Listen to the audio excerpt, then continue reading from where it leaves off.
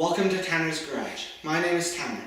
Today's project will be changing the alternator on a highly modified street car. Today the car we will be working on is a 76 Trans Am. It has 830 horsepower and is built for drag racing but is regularly run on the streets. On a race car, the electrical requirement is much greater than on a normal car. Some of the parts that are usually mechanically driven are instead powered by electricity. For example, the fan and the water pump, instead of being run mechanically by the engine on most vehicles, are instead run by electricity. A mechanical fan and a mechanical water pump usually take up a lot of horsepower from the engine, and on a race car, we want them run by electricity so that we can use as much horsepower as we need. Another common thing to do on a race car is relocate the battery to the back. This is so the front end will lift up while you're drag racing and there will be more weight on the rear to give more traction to the rear wheels. When disconnecting a battery, we always want to start by disconnecting the ground wire first. The reason being is if we disconnect the positive connection first, if the wrench makes contact with any other metal on the car, it'll ground and create a short. This is very dangerous. By disconnecting the negative first, there is no chance for if the wrench touches the car, creating a short that can burn us. You want to loosen it just enough so that you can start to wiggle it, pull it off. Once you do that, you want to push it off to the side so there's no chance of it sliding back into the battery. This car has a big stereo with 2 amplifiers that total in using 1000 watts. It uses a capacitor so that there is less strain on the battery. We want to disconnect the capacitor first because when we disconnect the positive, if it touches any metal on the car, it'll create a ground which can short it out and is very dangerous. It could even explode. Right here is the capacitor. Below it is a fuse which we can use to disconnect it from the battery. So you want to unscrew it right here.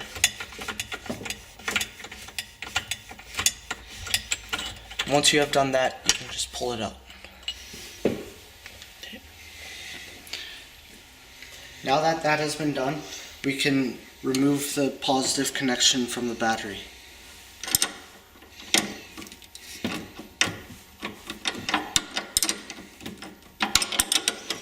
Again, you just want to loosen it enough so that you can wiggle it off. And then move it out of the way. Whenever working on a nice car like this, you want to put down a fender cover. This is so that when you're leaning on it, you won't scratch up the paint with your body or tools. We're going to start by removing the connection of where the battery connects to the alternator. We're going to be using our 1/2 inch combination wrench to disconnect the battery. As you can see, if we didn't disconnect the battery, we would be shorting out from the metal contact to other components.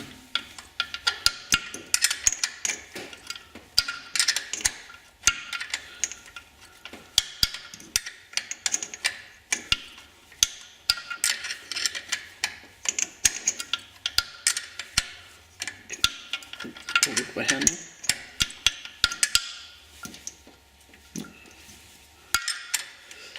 Try not to hit the valve cover so hard.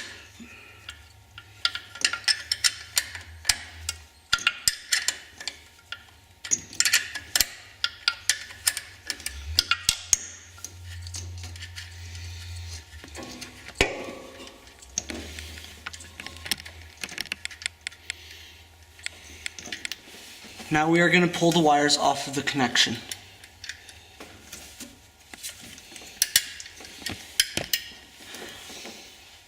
We will pull the connections away from the terminal.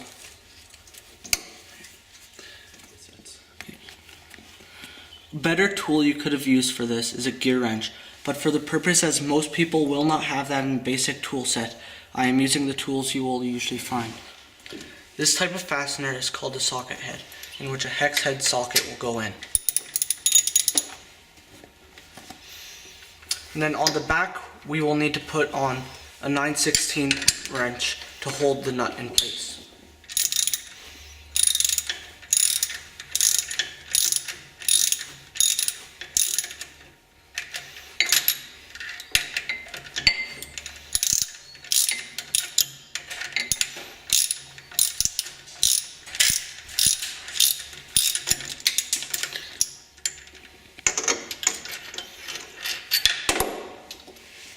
Now that we have taken off the support rod, there is some movement in the alternator, but not enough to get the belt off. Down here is a tension idle pulley, which we can use to reduce the tension, but on this pulley set it is very difficult to do so. So we are going to have to take off the alternator in a different way. Some alternators have additional electrical connections which need to be removed. Now we are going to set the alternator down and take out the main support bolt.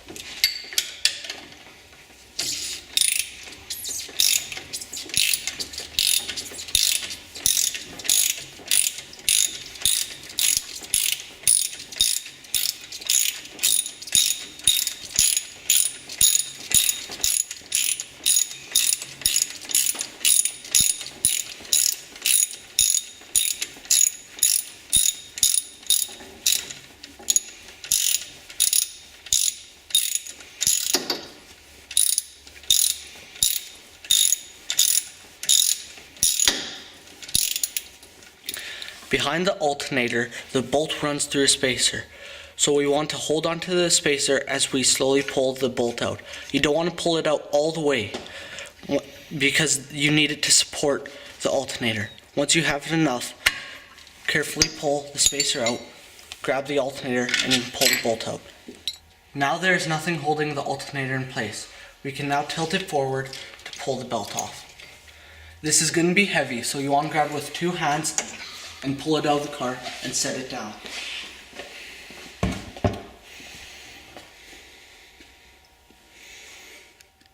Now that the alternator is back from being rebuilt, the first thing we're going to do is test to make sure that the charging wire hasn't burnt out.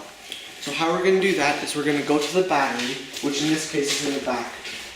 And we want to make sure that the positive connection isn't touching anything. So we're going to put it on a cloth, then take a wire and connect it to the positive connection so that we can run it to the front to test it with a voltmeter. I said voltmeter, but really I meant multimeter because this can measure DC and AC voltage as well as the resistance. So we're going to turn it to the ohm sign down here, to the lowest setting. Ohms is the resistance that you get. So we're going to put these together to make sure to test the continuity, and we should get less than 1 ohm. First we're going to set down the multimeter somewhere where we don't have to hold it. Then we're going to take the wire that connects to the battery terminal and connect it to the multimeter. Next we're going to take the other wire and connect it to this wire here to measure the ohms. Now we're going to see the resistance drop below 1. This is good because it tells us the wire has continuity and very little resistance. This tells us that the wire didn't burn out. We didn't have to test this, but we have a meter, so it's a good idea too. Because you can put in a brand new alternator and it still won't charge the battery because you have a bad wire, or there can be too much resistance in the wire which can burn out your alternator. Installing the alternator is the reverse steps of how we took it out. First thing you're going to want to do is tilt it forward and put the belt back on. Before you continue, you want to make sure that the belt is on all the other pulleys.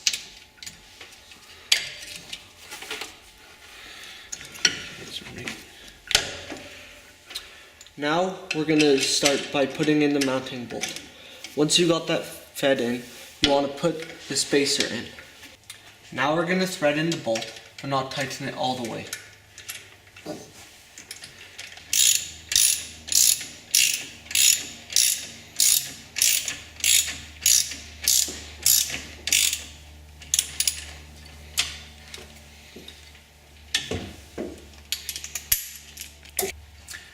Now we're going to reinstall the tension arm. Going to want to take the bolt and feed it through to the end.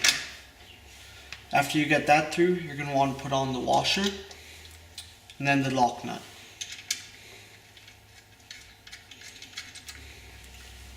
And then tighten it.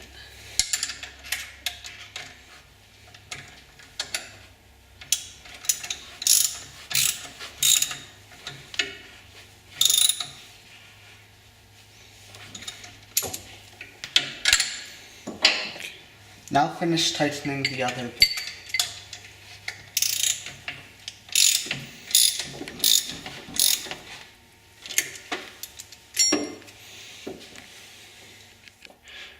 Next, we're going to reattach the electrical connections. Most alternators have a voltage regulator, so we're going to take the harness and connect it underneath here.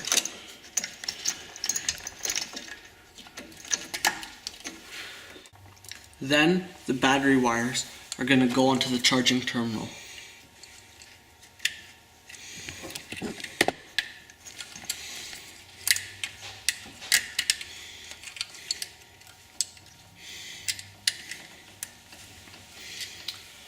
Once you get those on, you're going to first want to put on the washer and then the nut.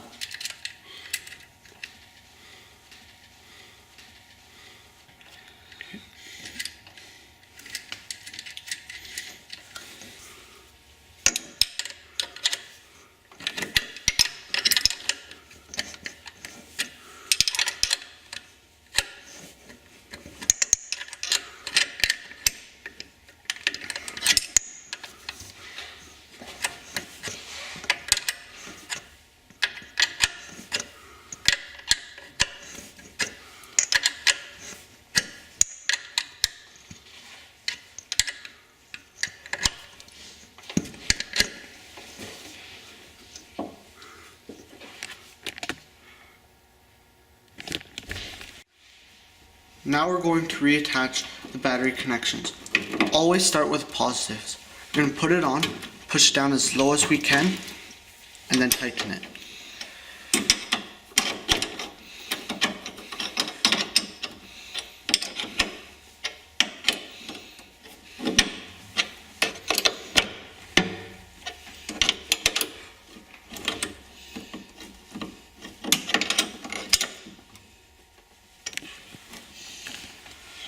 Now attach the negative. Again, push it down as far as you can. And then we're going to tighten it.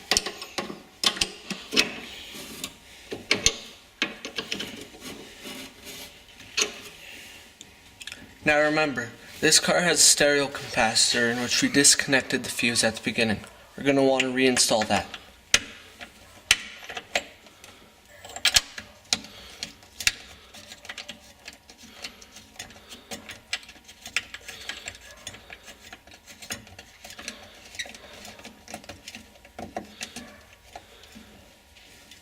Now we're going to put the battery cover back.